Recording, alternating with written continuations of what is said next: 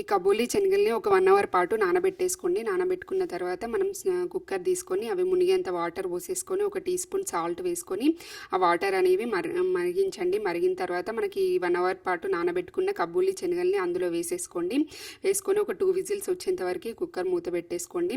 ఇలా చక్కగా ఉడికి ఉంటాయన్నమాట. ఉడికిన తర్వాత మనము ఒక 4-5 వెల్లుల్లిపాయలు అండ్ ఒక హాఫ్ టీ స్పూన్ జీలకర్ర వేసుకొని కచ్చాపిచ్చగా దంచేసుకోండి. స్టవ్ పైన బాండి పెట్టేసుకొని ఒక కర్రీ స్పూన్ అంత ఆయిల్ వేసేసుకోండి. ఈ కచ్చాపిచ్చగా దించుకున్న వెల్లుల్లి అండ్ జీలకర్ర వేసేసుకోండి. వేసుకున్న తర్వాత మనం 4-5 ఎండుమిర్చి వేసుకోండి. స్ప్రింగ్ ఆనియన్స్, కరివేపాకు ఇవన్నీ వేసేసుకొని చక్కగా కలిపేసుకోండి. ఉల్లిగడ్డ, ఒక చిన్న ఉల్లిగడ్డ వేసేసుకోండి. పసుపు, కొద్దిగా చిటికెడు పసుపు అండ్ టేస్ట్కి సరిపడా సాల్ట్ వేసుకోండి. నెక్స్ట్ ఇవి మనం ముందుగా ఉడకబెట్టుకున్న ఈ కబూలీ శనగల్ని వేసేసుకోండి. చక్కని స్నాక్ అయితే రెడీ అయిపోయింది. ఫుల్ వీడియో చూడాలంటే డిస్క్రిప్షన్లో లింక్ ఉంది, చూసేయండి, చెక్ చేయండి.